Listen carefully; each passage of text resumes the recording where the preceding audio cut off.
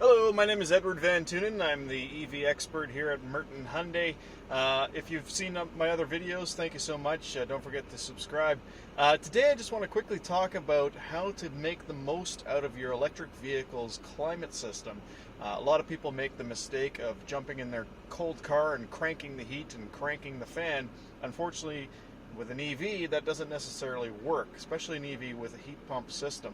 So in a Hyundai or Hyundai Ioniq or Hyundai Kona product, there are several tricks that you can do to actually improve the functionality of your climate control system.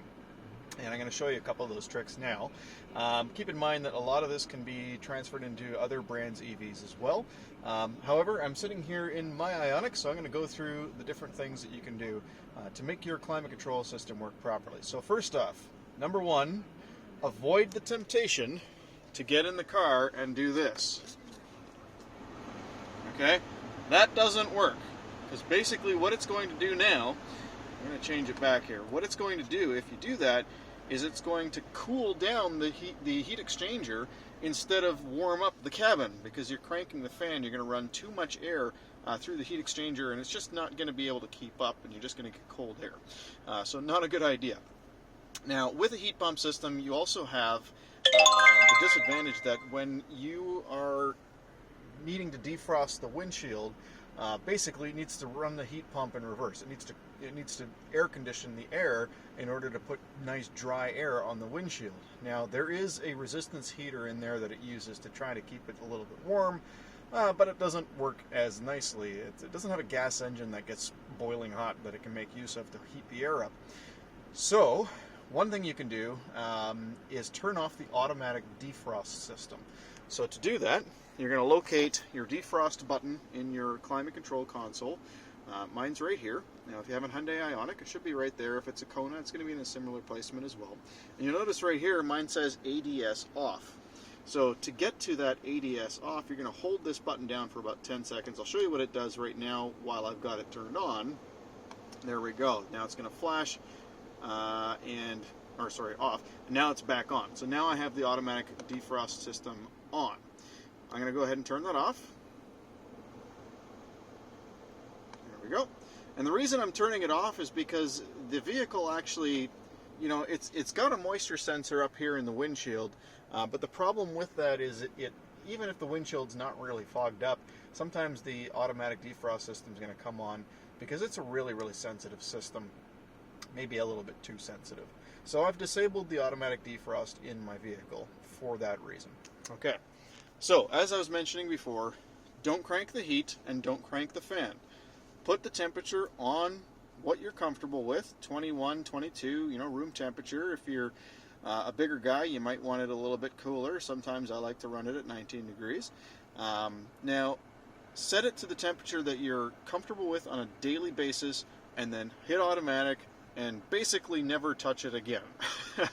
Within reason, of course. If you want to get a little bit warmer in the cabin, sure, turn the heat up a little tiny bit or down a little bit in the summer.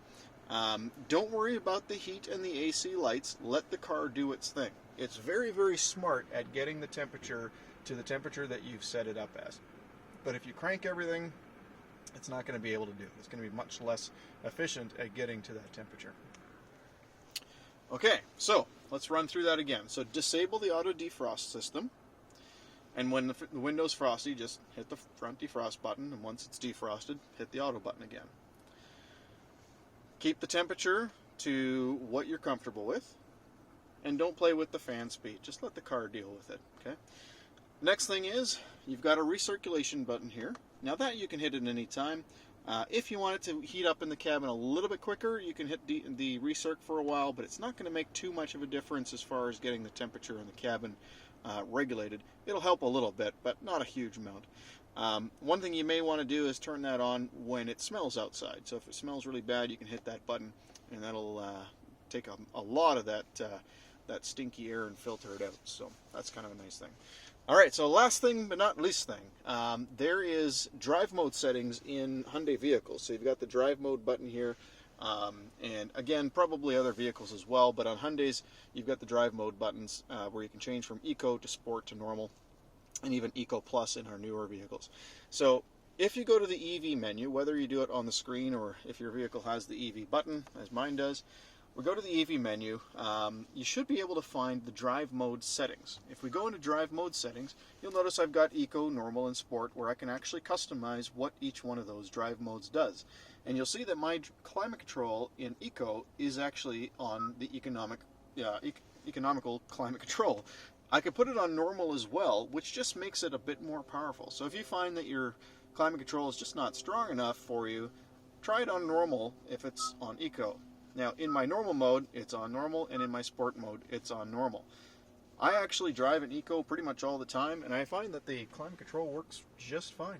But you got to remember, just avoid the temptation of playing with the temperature and playing with the fan speed. Put it on the temperature that you need, leave the fan speed where it is, put it on automatic, let the car deal with it.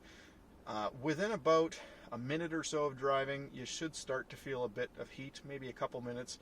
And one way to get it up there really fast, accelerate hard. If you put a little bit of energy into the system and generate a little bit of heat, you're actually going to find that it starts to warm up a little faster. Now, I don't recommend doing that necessarily, but it does work to some degree. All right, I hope that's helped you guys out, and if you have any questions, please don't hesitate to comment below. But those are the different steps that you can take to make your climate control work perfectly. Thanks so much. Have a great day. Thanks for watching.